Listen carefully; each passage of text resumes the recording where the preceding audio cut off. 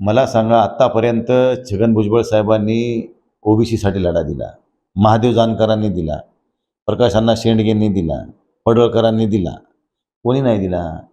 सगळ्या समाजांनी स्वतःच्या समाजासाठी रस्त्यावर उतरून, समाज संघटित करून, सरकारला दबावात आणून काही गोष्टी पदरात पाडून घेण्याचा सगळ्यांनी प्रयत्न केला.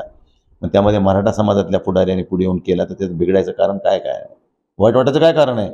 प्रत्येकाला नैतिक अधिकार आहे स्वतःच्या समाजासाठी, स्वतःच्या फायद्यासाठी एखादी गोष्ट त्याला जर पदरात पाडून घ्यायची असेल तर त्याला आंदोलन करावं लागेल, त्याला रस्त्यावर उतरावं लागेल.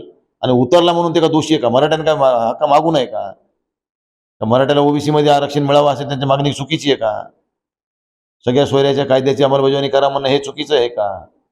का करत नाही सरकार?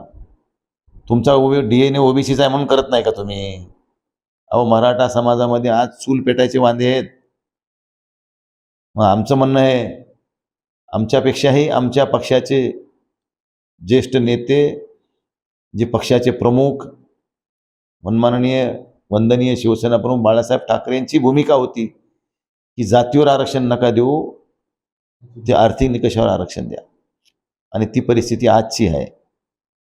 आज आम्ही कोणाचं आरक्षण हक्क मागत नाही हिरावून, पण आम्हाला सुद्धा मिळायला पाहिजे ही आमची मागणी आहे. आम्हाला नाही मिळायला पाहिजे, पण आमच्या समाजातल्या, आमच्या वर्गातल्या काही गरीब समाजात जे सुशिक्षित आहेत, ज्याला शिक्षणापासून वंचित राहिलेत, जे चांगले शिकलेत परंतु आरक्षणाच्या ह्या फायद्या तोट्यामध्ये त्यांची जरा नुकसान झाले, अशा लोकांना न्याय मिळवून देणं किंवा त्यांना न्याय मिळावा हे म्हणणं गैर आहे असं तुम्हाला जर वाटत असेल तर हो, आम्ही ही चूक केली आणि ती करणार, असं माझं ठाम मत आहे. एबीपी माझा, उघडा डोळे बघा नीट.